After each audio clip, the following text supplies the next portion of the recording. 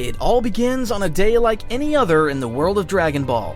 The sun shone brightly as Goku bid farewell to his friends and family, firmly determined to seek his next challenge to become stronger.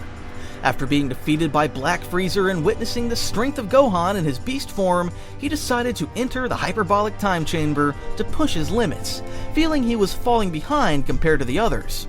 In fact, he already had some ideas in mind about movements and attack sequences he could practice during his training. Without further delay, Goku flew quickly to the Sacred Temple, arriving swiftly thanks to his incredible speed. Once there, he approached the door of the time chamber, more than ready to begin. "Alright, here I go," he muttered, his confident smile lighting up his face. After saying this, Goku finally entered the time chamber and closed the door to commence his rigorous training. "I have to get serious if I want to surpass my strength.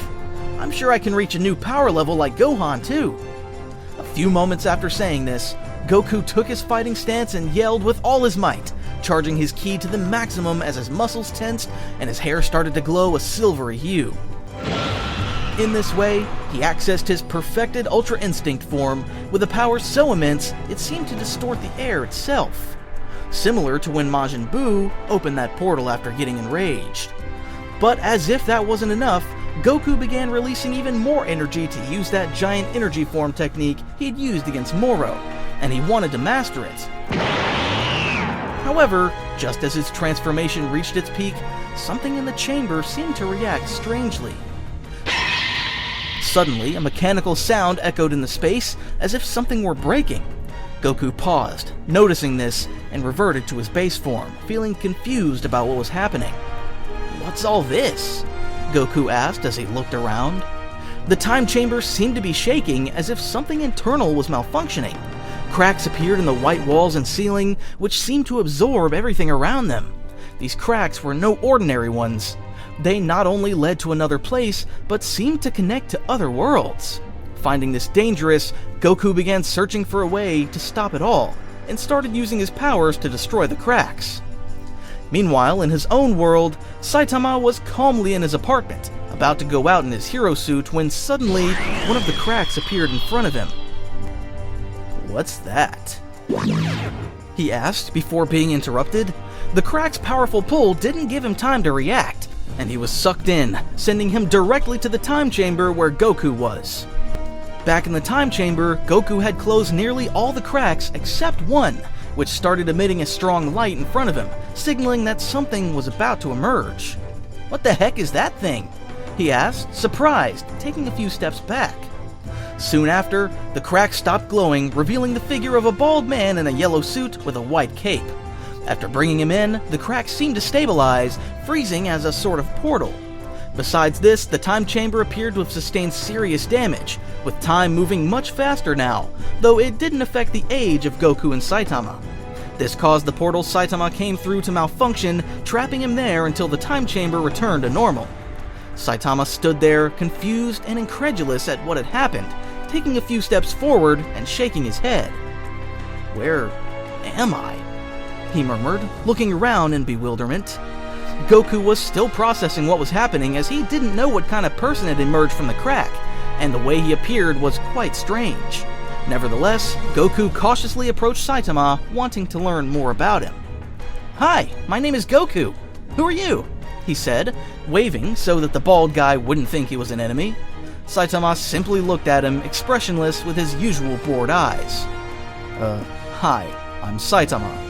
Although, honestly, I don't know what I'm doing here," he replied, glancing around, trying to understand his surroundings.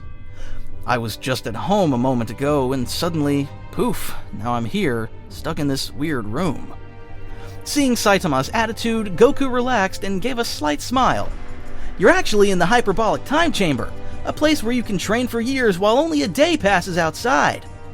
I was training here, but honestly, I might have gotten too excited and accidentally caused this mess."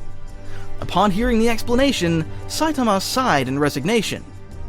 "So I'm trapped here?" he asked, a touch of frustration in his voice.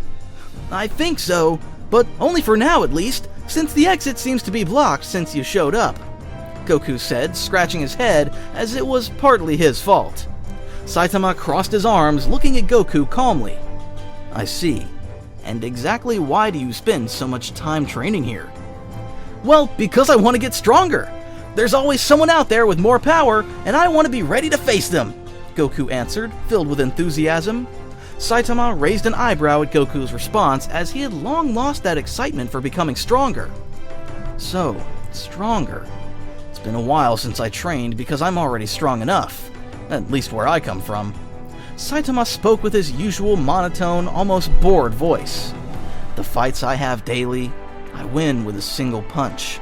And believe me, that gets boring after a while. That's why your enthusiasm surprises me. A single punch? That sounds incredible. But wouldn't you want to see just how far you could go if you trained even harder?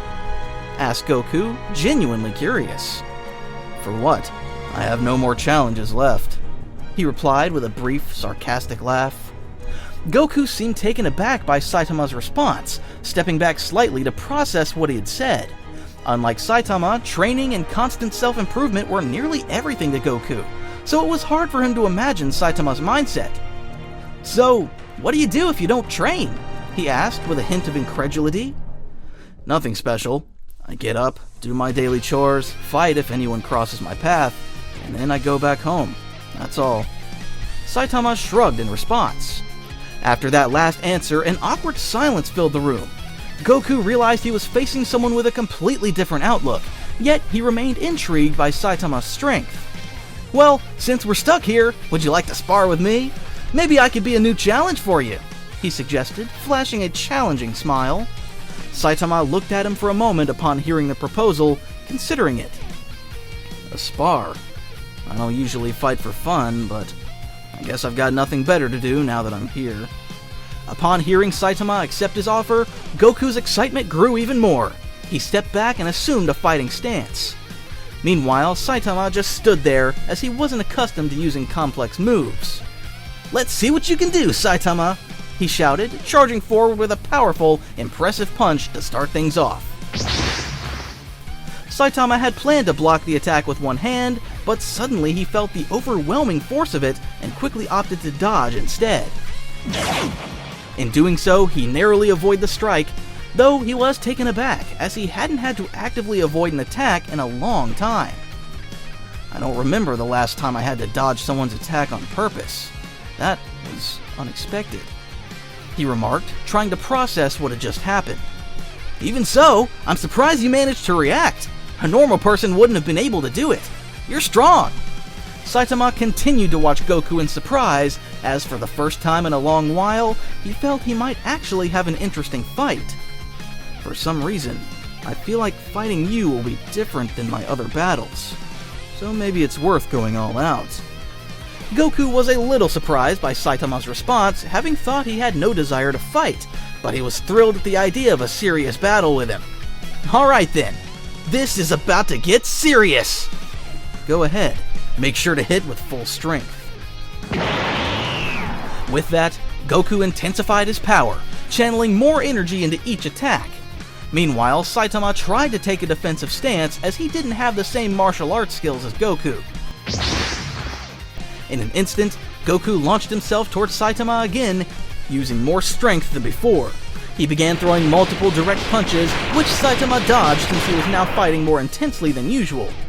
Amid the flurry of attacks, Saitama saw an opportunity to counter, so he quickly attempted to strike Goku with one of his powerful punches. But suddenly, Goku teleported behind him, successfully dodging the attack while maintaining his characteristic smile of excitement. Saitama was taken aback, unable to perceive Goku's movement when he struck. Because of this, Saitama got more serious and swiftly turned, this time attacking with greater speed and strength to ensure his hit. Goku was caught off guard by Saitama's sudden boost in power, taking a direct hit to his abdomen. Saitama thought he had finally managed to hurt Goku, but as he tried to step back, he realized his fist was being held. Despite landing the blow, Goku had partially blocked it. And if that wasn't enough, Goku's hair began to glow, as he was transforming into his Super Saiyan form, necessary to hold back Saitama's attack. Noticing this, Saitama watched Goku's transformation with curiosity, as he hadn't expected him to have such an ability. Is that some kind of trick? Not exactly. It's just a transformation. It makes me much stronger. Goku replied with a smile, then tightened his grip on Saitama's fist and delivered a powerful punch to his face, sending him flying back with the impact. Although Saitama wasn't hurt much, he certainly felt the impact, which left him surprised and with a glimmer of excitement, a feeling he hadn't had in a long time. So he simply wiped his face and smirked. "I think I was right. Fighting you is worth it," he said, preparing himself for the next round and continuing the fight. Meanwhile, Goku resumed his fighting stance, thrilled about this battle. "This is only the beginning, so don't hold back. Show me your true strength, Saitama!"